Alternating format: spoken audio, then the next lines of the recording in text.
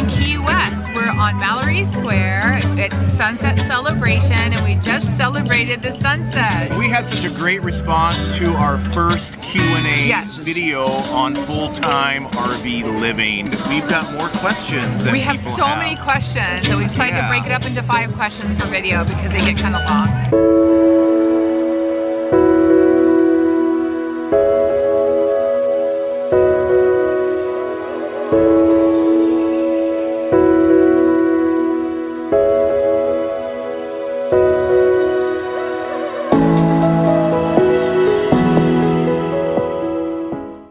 This is one of our favorite spots for sunset. Yes, it's called Sunset Pier, and we like to come here and have a margarita, Corona with lime. Yeah, so cheers. And mine's almost empty, so I can't be held liable for anything I say from here forward.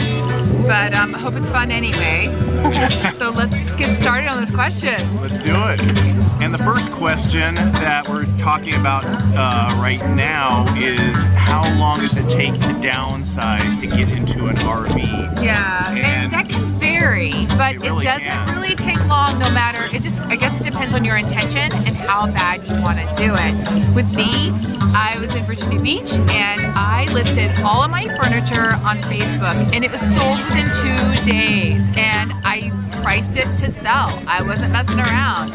So, you know, I felt like it was so reasonable, and so I had it sold in 2 days. It took maybe 2 weeks to get everybody to come pick everything up, but everything was done between 2 days and 2 weeks. And Tom's is a little bit different. Yeah, that was really fast. I had the RV several years before I went full-time, and with the plan that would be coming. So I think at the point that it was like, this is gonna happen, probably 2 to 3 months of selling so much stuff, and I still have a garage full of stuff that I didn't get rid of that I need to eventually storage unit. get rid of. Get rid of the storage unit. And, storing stuff. People quit storing stuff. It's just stuff. Kind of a waste of money. It's such a waste of money. You really can get by on so much less. Yes. And so anyway, that's one of the questions that we hear out there, and there's a little bit of music. Apologize if it's loud in the background. We're not in control of that. It's kind of live. That's a thing they do down here. So yeah, it's the steel drums. It's a great vibe down here. So if you ever get to go to Key West, definitely stay for sunset on Mallory Square, and we really recommend the Sunset Pier place. This is our probably 4th time being here, and we love it. Yeah. We race to get here in time to get a good table. So plan on going early because the place fills up fast. Yeah, and the second question that we're going to cover right now is what kind of RV do you have? Yes, and we've posted quite a few pictures on Instagram and Facebook, and of course in our YouTube videos, and we get that a lot. It is a Forest River Palomino Columbus 365 RL, and it is a 40-foot fifth wheel. It is big. It's huge. And it's a very nice RV, and but saying that, I don't recommend that for people that are just starting out full-time RVing. That we would really recommend something smaller that you can get into other places, and something not quite as expensive. Yeah, some national parks don't allow RVs the size of ours because they're just too big. And we can't navigate some parks in an RV that large. So we are actually talking about getting something smaller. Yeah, it really is stressful when you add the length of the truck onto that. And I don't even know how long that is, maybe 55 feet. Too long. Maybe closer to 60. I don't know. Yeah, too long. So really take these things in consideration when you're looking at RVs. And number 3 is health insurance or health coverage. Yes, we know health insurance can be very expensive, but we found a great option, and it's called Health Share. I worked with somebody that had what he was telling me about it, and now I'm seeing a lot of people that full-time RV also do this. It's a great option. It's inexpensive, and it covers anything that could be catastrophic. It's it was like $150 a month. Yeah. And it's approved by the Obama, whatever the government health insurance mandate. is mandatory. Yes. Yeah. so it's a great option. It's called a health share, and there's a few of them out there. So look into that and you know, do your homework on that one and see if that's something that you think that would work for you. Yeah, just Google health share and you should come up with a lot of options. Yeah, there's a Liberty health share, there's a Christian Ministries health share, there's a few of them. So those are, I think, a couple of the names. And we can put links in the notes to those as well. Yeah. So this isn't actually a question we get a lot, it's actually a statement. And we get it all the time. Yeah. And so we really feel like this needs to be addressed. And the statement is, it's the variety of, it's excuses for why I can't do this. It's like, oh, I wish I could do that, but, and then they have an excuse. I can't afford that. I can't afford it. I have to stay with my job. I have children, maybe when they're older, maybe when I retire. Why wait till retirement? Don't you want to travel and when you feel good and you can hike and you can snorkel? You don't want to wait till retirement because by then it could be too late. Live your life. You've got to live your life.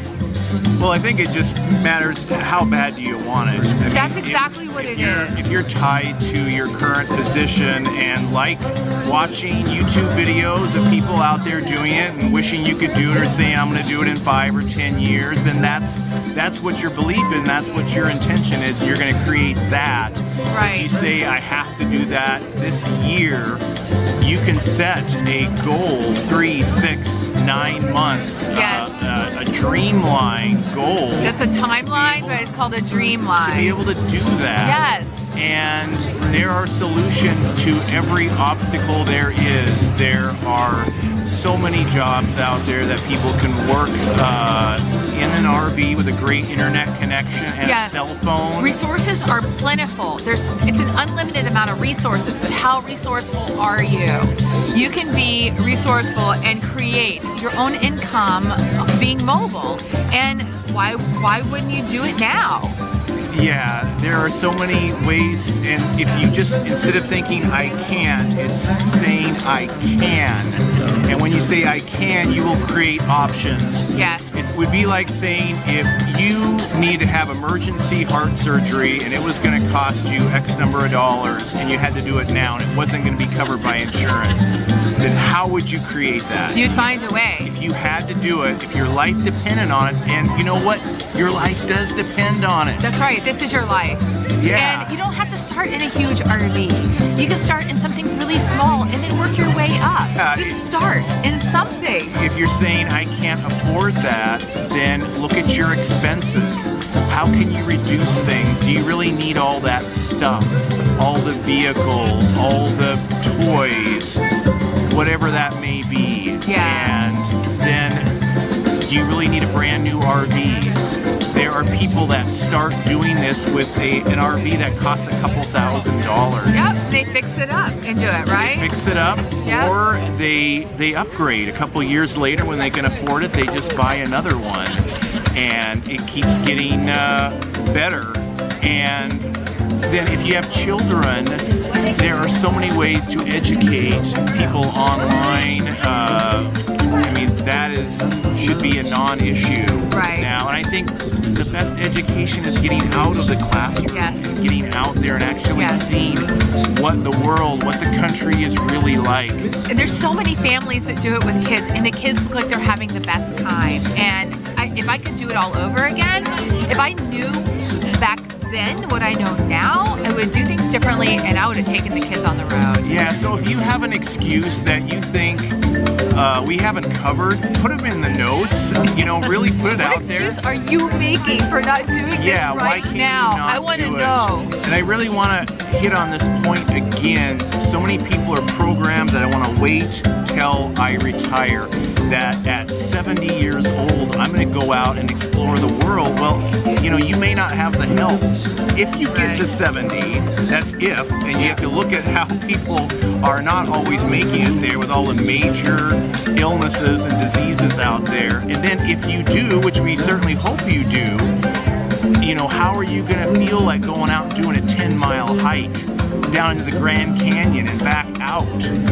Some of those major things that you could be working in now, you could be doing that on the weekend. Right.